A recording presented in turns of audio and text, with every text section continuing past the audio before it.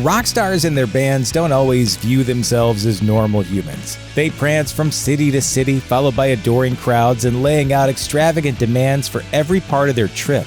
Here are the bands that are absolute nightmares on tour. In the early 80s, there was no band more notoriously hard-partying than Motley Crue. Their destructive, drug-addled ways are still notorious. They had a reputation for getting thrown out of hotels, including one time for brawling with none other than the band Van Halen. But these days, the Crue aren't so much rowdy as they are a royal pain in the keister for venues. Among the standard, still excessive rock star requirements for backstage amenities, the Crue requires that each venue have on hand the location of any AA meetings taking place in the area, since the boys are now mostly sober. But that doesn't mean they don't know how to still have fun. Among their other requests are jars of peanut butter and Grey Poupon mustard, a submachine gun, and a 12-foot boa constrictor. You know, the usual stuff. Led Zeppelin's on-tour antics were even more legendary than their performances. Jimmy Page used to bring a Nazi uniform on tour, not so he could shock audiences, but so he could wear it to drag queen bars. And John Bonham once wheeled Page into a hotel room full of female groupies on a luggage cart. That sounds almost tame, except for the part where Page was naked and covered in whipped cream. That's not even as bad as it got. When Page was super out of control, his tour manager would take him back to his room and chain him to the toilet.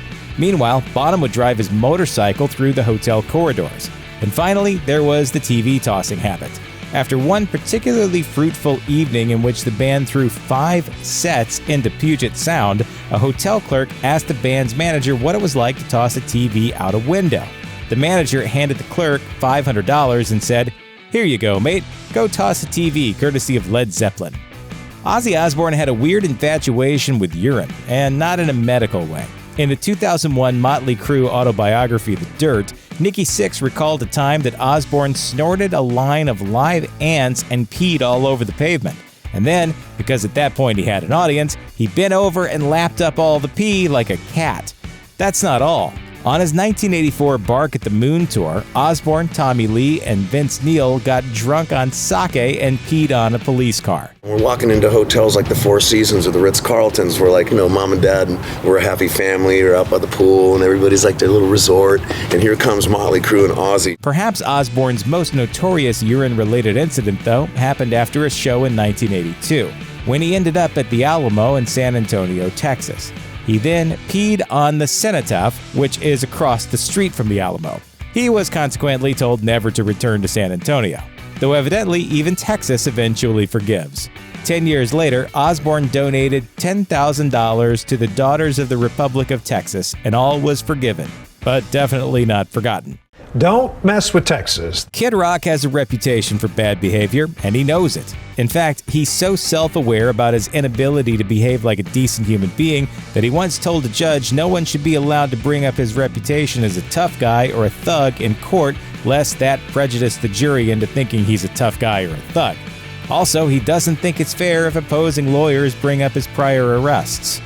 In 2006, Rock and 6 members of the hip-hop group Booyah Tribe allegedly beat up 3 guys outside the Hollywood nightclub Teddy's in Los Angeles. For that incident, a judge ordered Rock to pay $35,000, which is a long way from the $15 million the victims were asking for. Then, in 2007, the musician stopped at a Waffle House while on tour in Atlanta and got into a brawl with another customer. For that indiscretion, he was ordered to pay $40,000 instead of the $2.9 million the plaintiff had originally asked for. So maybe the plaintiffs didn't get the millions they were after, but $35,000 and $40,000 are still decent-sized numbers until you realize that's only worth a few dozen hotel TV sets.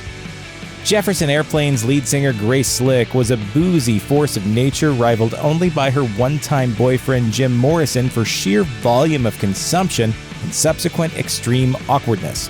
Over her years as a performer, she was often boozing, attempting to perform while boozing even more, or getting arrested for booze. In fact, here's Slick from 2011, explaining why she thinks marijuana should be legalized, obliquely citing her own past problems as proof. Less alcohol, a little more marijuana, so you don't do so much stupid stuff.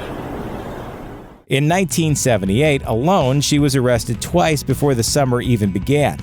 Then she kicked off the sunny season by causing a riot after canceling a concert in Germany due to illness. But she made it up to fans the next night by getting utterly plastered before even setting foot on stage and tearing into the locals over Germany's World War II past. "Who won the war?" she implored as the crowd booed and threw things. She also shouted "Heil Hitler" and gave Nazi salutes. This, naturally enough, led to her dismissal from the band, although she would rejoin the revamped Jefferson Starship 3 years later. Later, she and the rest of the gang would build a city on rock and roll. So, all's well that ends well. Check out one of our newest videos right here. Plus, even more grunge videos about your favorite stuff are coming soon. Subscribe to our YouTube channel and hit the bell so you don't miss a single one.